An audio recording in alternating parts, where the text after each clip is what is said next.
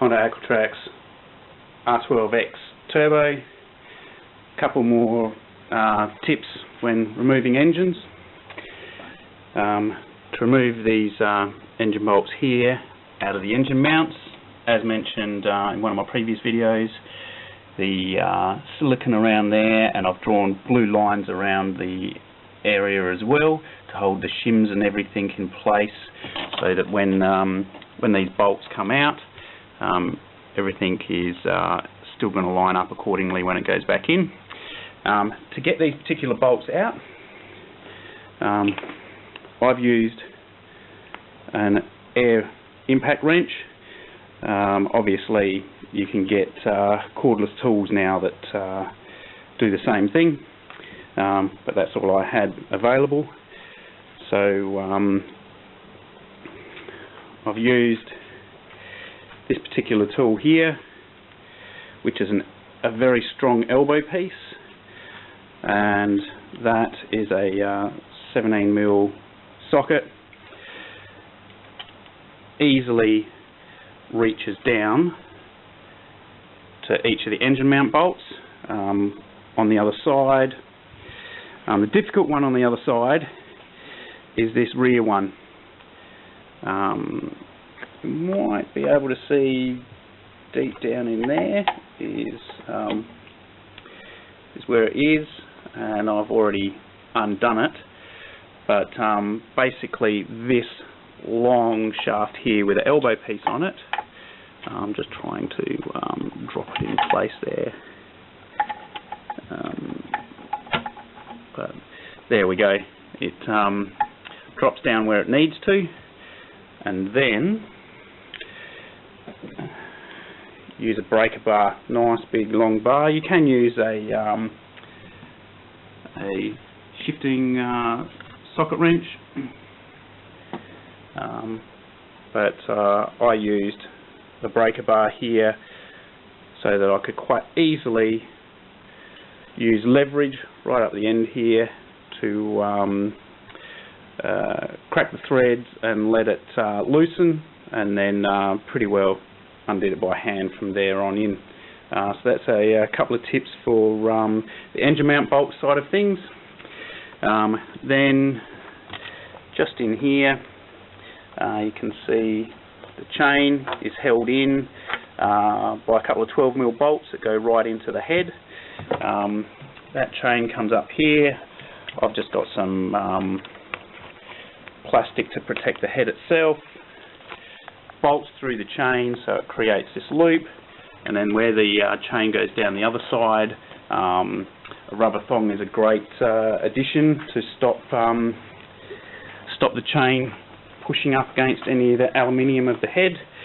And then that particular bolt, I just put it through a sleeve spot, which is underneath the head and underneath the exhaust manifold, so it's not threaded, but I've just put a bolt there and a rubber washer and a couple of metal washers, and that's now secured on an angle across the engine itself. So when I put the engine hoist up against it, it will be able to,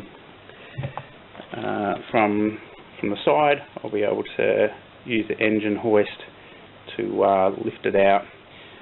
Probably should use an engine leveler bar as well. That would be certainly a lot easier, but it looks like I'm going to be able to have enough clearance to remove this engine.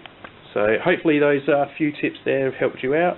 Obviously the lume's all piled up on the engine as well, and then I cover over the top with a rag just so that there's no dust or debris or anything that gets inside any parts of the engine that I've got open at the moment. So engine hoist is hooked up onto the chain accordingly, which goes down either side of the block, and as you can see, it starts to lift the engine, but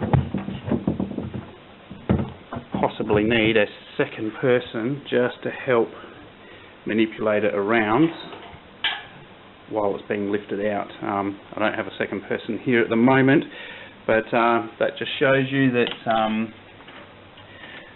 all the shims have been held in place by the silicone accordingly, and then the engine will be removed, and then hopefully be able to sort out what's wrong with this particular engine with the valve side of things and drop in compression. Okay, so had to adjust the chain because the engine has to be on an angle like this. So if I can sort of give you a bit of an idea, reasonably steep angle because of all the stuff I've still left on the jet ski motor. So yeah, the chain here is now bolted more towards the front and the back, so that when you lift it up it creates that that particular angle. Technically should really unbolt that, because that's the chunky bit that gets in the way. So if you unbolted that and this water hose just underneath it, then that's a whole chunky bit that would allow you to have a lot more free movement. I ended up taking off the intercooler pipe, so that goes down into there. So once that pipe was taken out of the way, that gave me a lot more room, but still it was a tight process trying to get it out. Now you can see everything's still sitting inside the hole here, the leftover bits.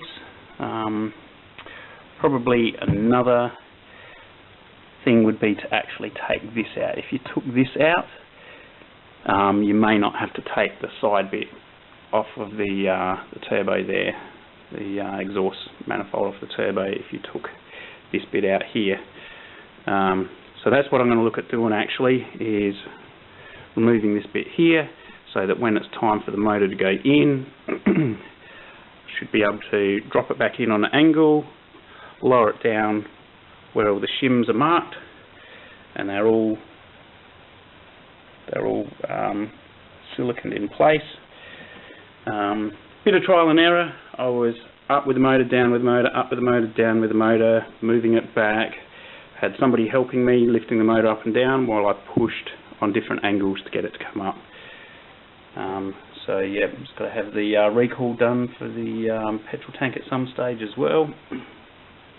But it's mainly finding out what is going on with this particular motor, the compression issue. So now that it's out, I'll be able to take the head off and assess all the pistons and see what the heck's going on with all the bits and pieces, and hopefully everything is all good and no particular dramas at all and minor issues to fix up. We'll soon see.